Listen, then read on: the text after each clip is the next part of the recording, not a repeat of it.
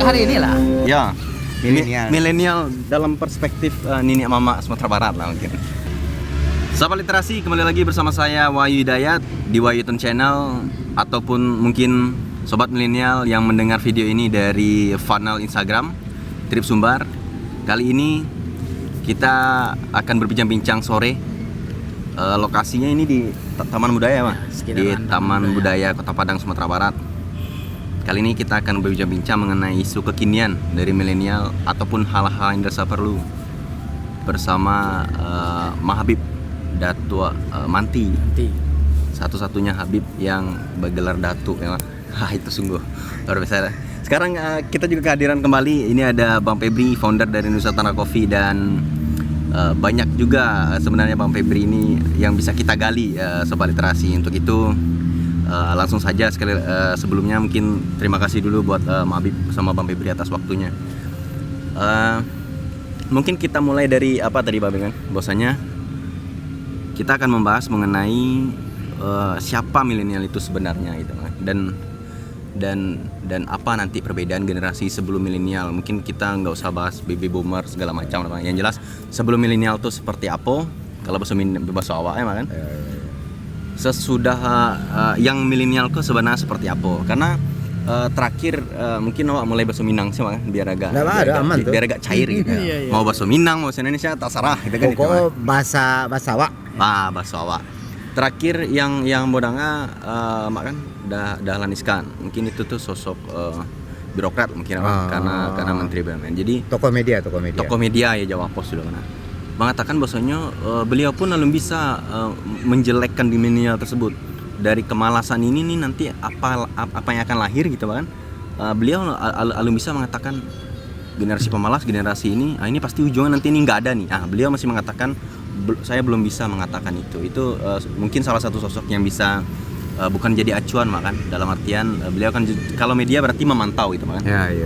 Jadi langsung saja mungkin kita buka dulu Bang Febri dari Mahabib bahwasanya bagaimana milenial dari perspektif Nini Mama khususnya di Sumatera Barat gitu.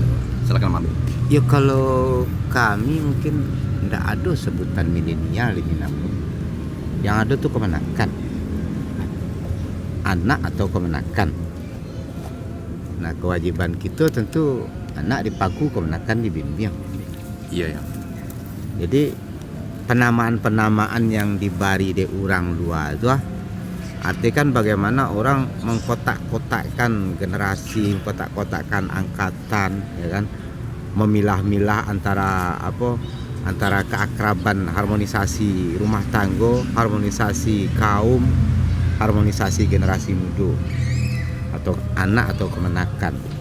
Nah itu yang terjadi gini, penamaan-penamaan itu tidak lebih dari proyek dari kerajo-kerajo raksasa yang disebut dengan ada isu geoekonomik atau sentra ekonomik beko nantinya kan.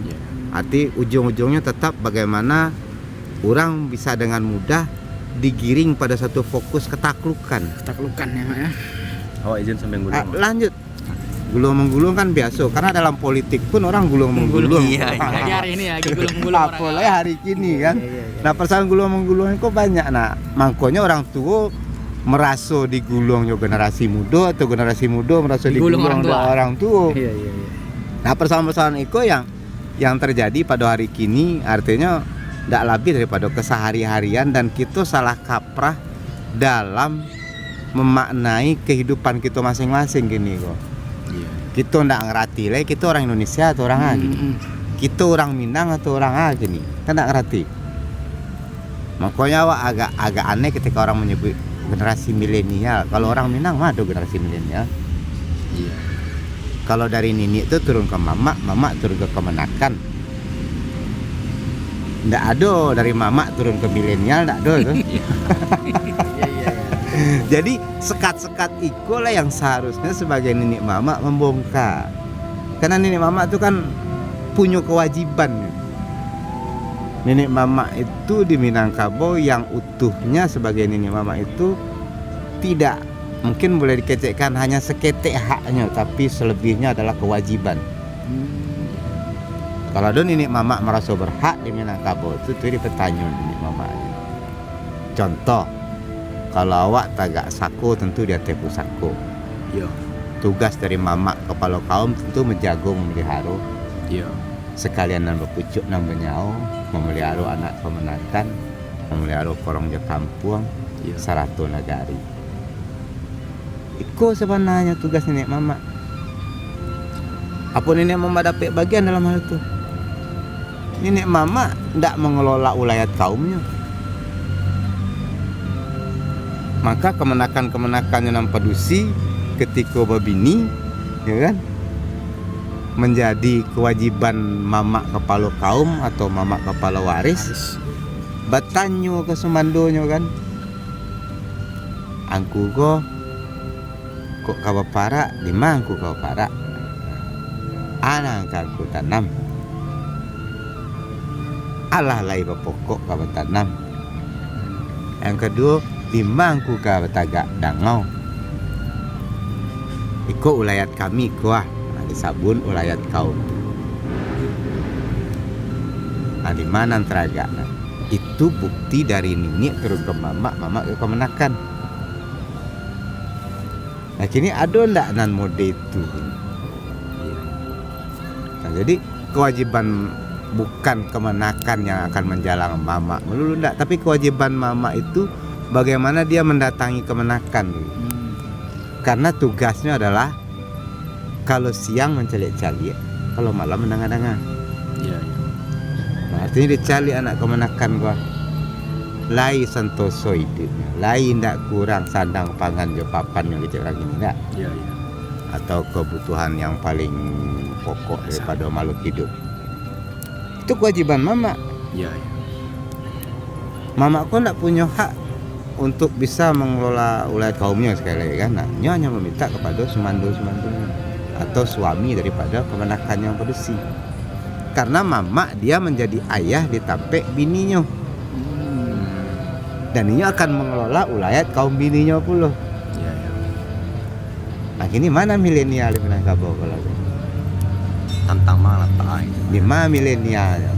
Kalau ada orang Minangkabau menyebut milenial, berarti ini tidak orang Minang. Berarti Minangkabau hariko secara kultur, secara kebudayaan tidak ada oleh. Kalau tidak ada kebudayaan masyarakat asli, maka Republik Indonesia tidak ada oleh. Nah, itu dia ya. Kita jadi merdeka kita. Karena itu tentu dalam konstitusi PBB tentu melanggar kan. Karena syarat sah berdiri negara adalah diakui oleh para penduduk aslinya kan, kesepakatan. Nah, itu yang kita bilang kita bisa mencabut mandat kepada pemerintah Republik Indonesia kalau inyo tidak memperhatikan hal seperti itu. Jadi lucu Wak, kalau persoalan teknologi itu disebut kemenakan jadi milenial gitu kan, aneh gitu. Padahal Persoalan fashion disebut milenial gitu kan. Orang Minang itu orang yang terbuka, open shape, open mind. Pemain. Kalau nggak salah jadi orang PTN ya. Nah itu yang awak cari, cuma orang salah menerjemahkannya. Nah, sekarang kalau menerjemahkan milenial itu kedekatan dengan teknologi, tentu ditanya dia, memang yang buat teknologi hari kini kok anak-anak milenial atau anak-anak generasi Z? yang bikin ya, orang tua-tua banyak juga, Mak. Ya pendahulu tentu angkatan-angkatan Iya, awak atau dasarnya di kan. awak ya kan. Nggak mungkin lah orang ngerti hukum Archimedes kalau Archimedes kok besok lagi ya kan? Atau ini Mak, milenial itu jadi market aja tadi seperti Pasar. kata, jadi pasar aja, makanya ada milenial karena ada suatu produk sehingga ini menjadi segmen market tersendiri gitu. Iya. Jadi market sehingga tergantung gitu. Itu Mak. Ya artinya orang dibuat kecanduan pada hal-hal baru dalam persoalan linguis, persoalan pengistilahan. Iya. Nah akhirnya kita terpengaruh oleh persoalan-persoalan istilah tadi. Iya. Nah persoalan-persoalan istilah itu pula lah yang menghancurkan berbagai negara dalam persoalan linguis yang pada hari itu di dunia Pak. Contoh yang paling dekat tentu di kita. Apa hak wali negari mengatur ini mama? Aduh. Iya. kalau dalam Minangkabau dan Nagari itu tuh bekampe suku. Arti yang punya wilayah, yang punya kemenakan, Otoriter. yang punya rakyat tentu mama kepala kaum atau orang nan bagala penghulu nan bagala datu. Nah kini kan kita cari ya, bahwa kita bisa menghargai kalau si pemangku adatnya sendiri tidak menghargai. Menarik mak, potong sedikit ya mak. Jadi tersusun pertanyaan-pertanyaan Bang Pem Ya. dari yang disampaikan oleh Mama tadi. Lanjut tadi. Intinya semua ini seakan-akan memang by design. Pertama dari apa mak? Dari pengistilahan. Yang kedua tadi Mama membahas di Nagari harusnya yang menjadi itu mungkin mak, apakah Wali Nagari ini adalah produk by design tadi, sehingga kepala adat atau kepala yang mama kaum tadi nggak punya apa kan? Nggak punya ini. Nggak punya power lagi. Ya, power ya. Apakah itu relate gitu mak? Apa itu ada hubungannya gitu? Nagari itu kan adalah bahasa dasar dari Desa. Negara, desa. Negara itu dulu itu kan bahasa Sanskrit, bahasa Hawaii Nagori. Nah, jadi pengertian-pengertian itu diplesetkan. Nah, arti itu tempat muasal. Muasal menjadi orang dibikin sekat-sekat. Namanya state atau negara. Negara ini dibentuk seharusnya kan berdasarkan kebersamaan tadi, kesepakatan tadi dengan masyarakat asli. Dan ini yang dikhianati gitu. Nah, kalau ini dikhianati dari atas berarti sampai ke pemerintah Nagari. Artinya kan menurut apa by design semuanya. By design ini tentu persoalan-persoalan utamanya adalah ketidakpahaman kita terhadap bahasa. Kalau di Quran itu bahasa itu diutus untuk menjelaskan gitu. Jadi penjelasan wallazi ba'asa fil ummiyina rasulan minhum yatslu alaihim ayatihi wa yuzakkihim wa yu'allimuhumul kitab wal hikmah wa in kanu min qablu lafi dhalalin mubin. Artinya bahwa bahasa itu adalah Allah mengutus, menetapkan seseorang untuk menjadi pembawa risalah di kalangannya sendiri, kalangan ummiyin nih sekarang ya, untuk mengajarkan kita ya, dan hikmah, sesuatu yang sudah dikerjakan dan berdampak, maka itu hikmah. Nah setelah itu baru kita ngerti yang ummiyin itu adalah dhalalim mubin, orang yang sesat. Nah ummiyin itu artinya kan bukan buta huruf, tetapi orang tidak pakai tata cara, tidak pakai peradaban, tidak pakai adat. Nah dibikinlah adat-adat modern ini namanya state, namanya desa, ya kan, namanya nanti ada di Nagari. Nah, persoalan-persoalan ini yang seharusnya mereka menjadi pelayan daripada penduduk. Jadi bukan penduduk yang melayani mereka. Hari ini kalau kita datang presiden, kok kita sibuk melayani presiden, melayani menteri, melayani anggota DPR? Karena kita tidak paham tadi posisinya. Padahal mereka semua dibentuk buat melayani masyarakat. Buat melayani kita. Karena kita membayar dan menggaji mereka. Lalu kita membayar lewat pajak akhirnya kan. Nah, atau lewat hadiah atau lewat apapun namanya kan. Nah ini yang terjadi, pemelesetan ini, sehingga berubahlah makna tadi, merasa yang pelayan ini menjadi penguasa. Makanya di Minangkabau itu kekuasaan itu terdistribusi sampai ke kaum, dari kaum itu sampai ke individu, ya kan? Nan kemenakan berajo ke mama berajo ke mufakat berajo ke nambana tagak sendiri benar kan ya. Nah, itu kan persoalan musyawarah mufakat, kebersamaan. Artinya betapa di situ kita sudah memikirkan setiap orang mempunyai pendapat dan disalurkan secara aspiratif kalau bagi orang Minang.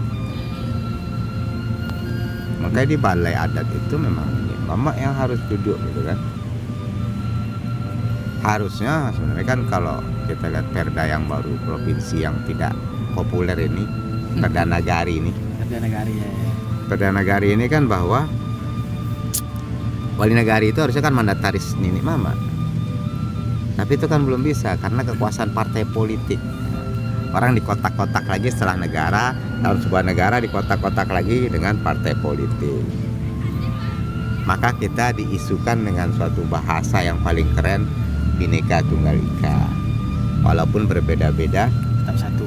ya beda harusnya kan. Kan lucu kita berbeda-beda tetap satu. Satu ya, nggak usah akal ya. Mungkin ada pertanyaan dari Pak Febri. Ya, Mak Habib. Sebetulnya Mak Habib ini udah lama, ini guru kita nih, udah lama. Saya dulu belajar pelatihan dan sering ikutin beliau nih, menghadirkan beliau. Nah, inilah Mak Habib, ini kan berhubung kita lagi merdeka ya, memperingati 75 tahun Indonesia merdeka.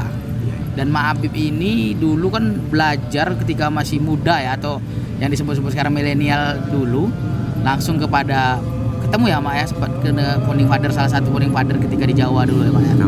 Nah mungkin semangat ini, semangat pendiri bangsa yang muda ketika itu, bagaimana dengan sekarang Mak? Apakah cita-cita itu sudah terwujud oleh keadaan kita bernegara hari ini, atau masih jauh, atau bagaimana, atau apa yang perlu diperbaiki? Apalagi Mak Habib sangat konsen di Tan Malaka. Saya perhatiin betul beliau ini salah satu ini pendiri Tan Malaka Institute yang memberikan edukasi kajian kepada menyambungkan generasi ini. Beliau ini salah satunya. Dulu sering kita kajian Tan Malaka segala macam. Nah itu beliau sangat paham tentang pemikiran Tan Malaka itu. Gimana kira-kira itu Mak sekarang Mak? Ya kalau kita lihat sekarang ya, Ya. sekarang itu tentu beda zamannya. Ini kan persoalan kurun waktu. Ya. Persoalan kurun waktu tentu dengan keadaan keaslian originalitas situation, artinya keaslian situasi pada waktu itu, kita tentu berhadapan langsung dengan kenyataan-kenyataan. Kalau rasa kopi itu pahit ya pahit. Iya. Kita nggak kenal namanya cappuccino, gitu kan? Nggak kenal kita cappuccino. Latte, macchiato, cappuccino ya. Nggak ada kita gitu. Nah, apalagi kopi latte, nggak kenal. Kalau kopi pahit ya pahit. Kalau gula itu manis ya manis gitu. Kita sangat faktual waktu itu, walaupun rekayasa sering terjadi di mana-mana. Nah, artinya ketemu dengan beberapa mereka beliau itu ya suatu hal keberuntungan sebenarnya. Bukan hal yang mengenakan juga sebenarnya. Karena kan persoalan-persoalan yang kita hadapi ketika mendengar petuah-petuah mereka, kita lihat dengan kenyataan pada zaman Orde Baru betapa menakutkan sekali pada waktu itu. Ketika negara mulai mencaplok hak-hak tradisi, negara mulai mencaplok hak-hak rakyat. Nah, ini kan persoalan bahwa penyelenggara negara ini ternyata menjadi bandit bagi rakyat, jadi perampok. Dan itu kita berhadapan dengan persoalan. Muncul tokoh-tokoh ulama yang ekstrim dari gerakan-gerakannya, berbagai hal lah pokoknya. Dan saya ketemu baik kiri, kanan maupun tengah ya, ketemu Kanan semua. kiri tengah ya.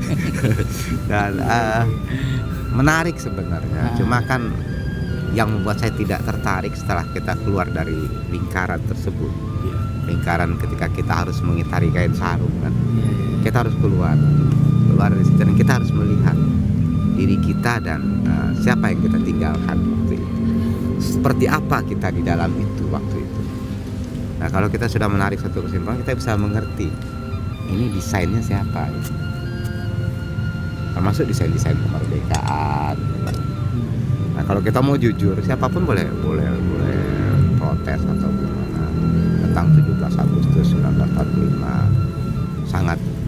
Sangat menarik cerita-cerita heroik yang dilakukan oleh Soekarni dan kawan-kawannya pada masa itu kan. Menarik gitu. Dan kejadian itu sangat fenomenal kalau kita hadir pada masa itu kan. Waktu itu saya malah bilang salahnya saya Pak. Kenapa kamu salah? Ya saya tidak lahir pada angkatan Bapak. Kalau saya lahir pada angkatan Anda, mungkin saya lebih hebat dari Anda. Iya. Mungkin saya lebih hebat dari Bung Karno. Artinya apa? Karena fakta pada waktu itu orang mengejar sebuah pengetahuan itu dengan sungguh-sungguh. Iya. Orang menggali ilmu itu dengan serius dan dengan kesusah payahan dan dalam tekanan-tekanan kolonial. Iya, paham. Jadi orang-orang waktu itu punya keberanian seperti itu. Angkatan saya akhirnya saya pikir, apa kita ini diciptakan untuk didesain juga kita untuk bagian-bagian yang akan berhadapan dengan kolonial. Bahwa hal-hal mengenai pemindahan kekuasaan saya pikir-pikir, ini gila nggak ini?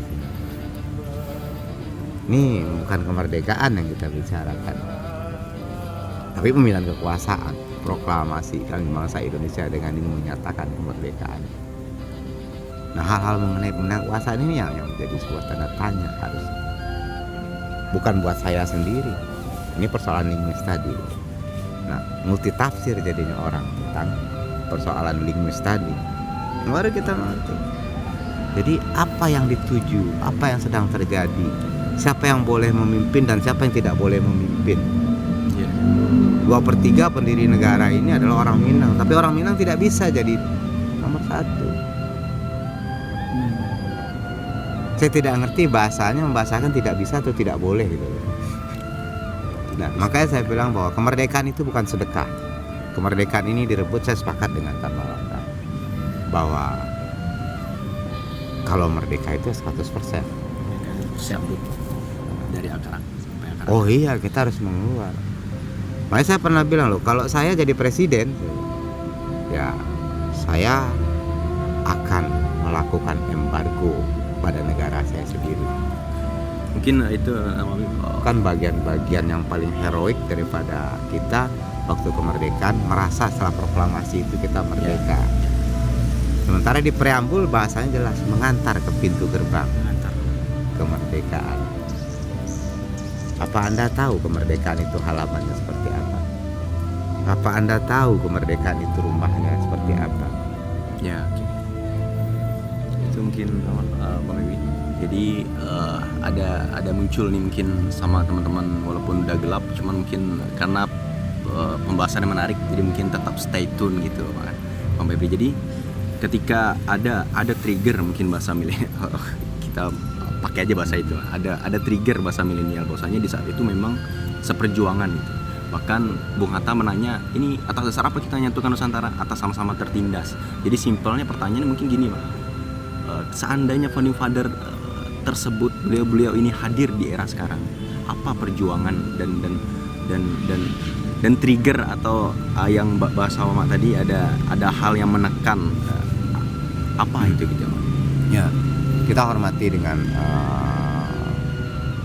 3 pendapat Soekarno, mungkin orang bilangnya Trisakti atau apa. Tapi yang jelas bahwa ciri-ciri kemerdekaan itu kalau menurut Bung Karno kan jelas bahwa berdaulat dalam politik, kita berdaulat dalam politik, mandiri dalam ekonomi, ya.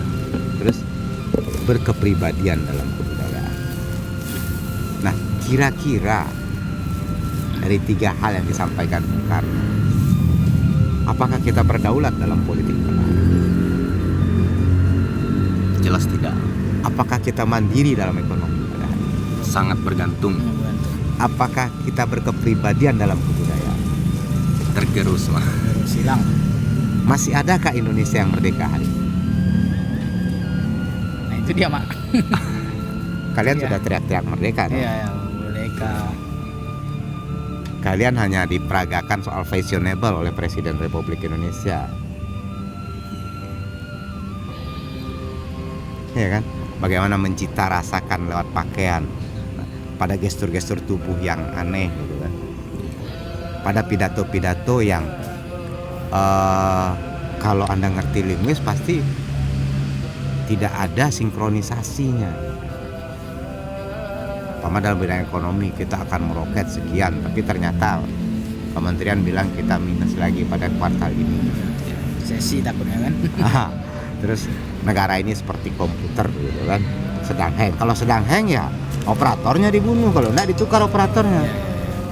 Atau komputernya dibuang. Kalau komputernya diservis, berarti kita restart. Kita harus bukan merestart saja, tapi kita harus memang benar-benar menservis total. Menservis total itu artinya kita harus mengkaji kembali tatanan bernegara kita ini sudah benar belum? Benar enggak? Kok kita tagak pada suatu hal yang kita tidak tahu iko iyo awak iyo ndak. Halu maksudnya. Nah, halu masuk gini. Jangan-jangan bangsa Indonesia kok dalam keadaan transendental gini. Kalau sumber daya alam kita gimana itu, Mak? Terkait tadi itu. Ekonomi kan kita kaya nih, sumber daya alam nih. Nah, itu makanya daya alam, tadi. sumber daya manusia. Nah, bagaimana itu? Makanya kalau kemerdekaan itu kalau menurut Tan Malaka kan memang harus dikembalikan menjadi milik bangsa ini.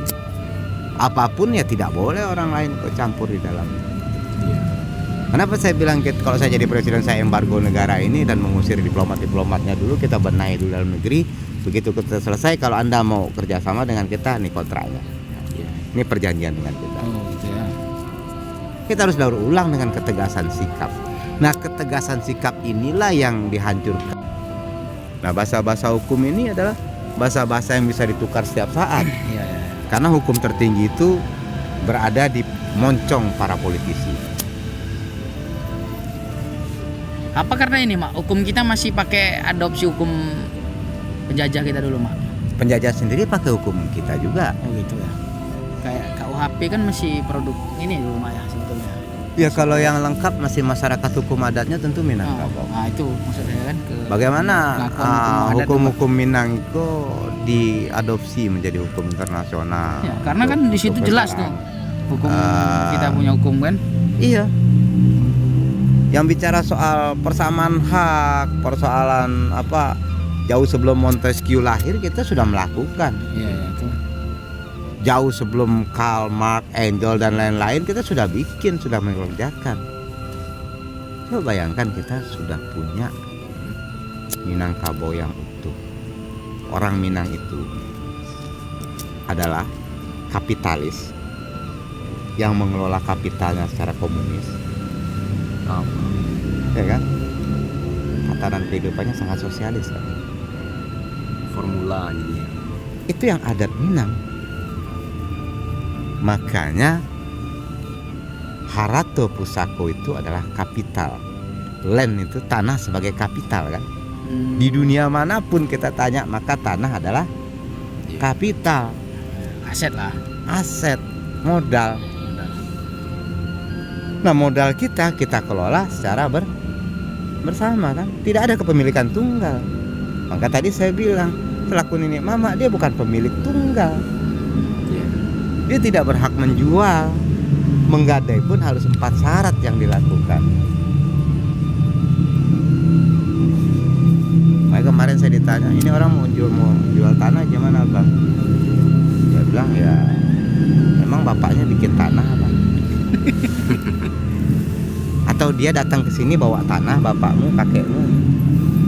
Ya. Baru bisa diakui keren milik dia secara personality. Ini yang lucu dan tidak dimengerti oleh anak-anak hari ini yang dipengaruhi oleh politik-politik belah bambu yang dilakukan sejak zaman Firaun sampai Belanda terakhir dan pada hari ini. Politik belah bambu itu bukan Belanda aja. Nah ini yang terjadi. Karena anak sekarang tentu merasa ada gap. Bagaimana kemenakan mau hormat ke mamanya penggadai, mamanya penjual. Ya kan? Itu hilang aset-aset jadi tanah dia. Karena mamanya tidak memiliki ilmu selaku mama. Makanya mama itu berfungsi sebagai edukator, pendidik yang menanamkan akal dan pada anak kemenakan. Nah, makanya hari ini yang akan dibuat rusak pada hari ini adalah generasinya. Bagaimana cara merusaknya? Visualisasi inilah yang bisa menuntun orang kepada kerusakan, yang menjadikan bangsa-bangsa onaniwan. Makanya melihat generasi masturbasi yang berkembang biak pada hari ini, sehingga orang tidak butuh lagi pembedaan kelamin. Ya kan? Laki-laki bisa menikahi pria, perempuan bisa kawin sama sejenis wanita. Oke, itu mungkin Mabib. Soal literasi sangat mungkin sangat singkat waktu kita mungkin Ada kita, satu hal yang saya harus ingatkan. siap. silakan Pak. Itu mungkin pesan. Nah, pesannya adalah bahwa one world, one nation, the human nation, no more state. Jadi bangsa manusia, kita punya proklamasi kita yang pertama adalah proklamasi 28 Oktober 1928, ya, berbahasa, berbangsa, bertanah air yang satu. Itu proklamasi sebenarnya. The real The proklamasi. human proclamation, bukan state proclamation. Mungkin dari Pak Febri ada yang mau disampaikan? Ya artinya kalau membahas dengan Mak Habib ini butuh waktu yang sangat panjang lah. Artinya beliau ini ada terus, hidup terus informasi yang perlu kita gali. Mungkin di lain kesempatan mungkin perlu disambung lagi. Artinya yang disampaikan beliau itu harus kita lakukan, harus kita bersama melakukan, harus kita kerjakan bareng-bareng di teman-teman muda ini. Move on kita. Mungkin itu. Siap, Pak Febri. Sobat literasi, mungkin kita sudah sedikit membahas mengenai apa yang terjadi. Tadi kita juga menyentuh sejarah dan apa yang terjadi kini.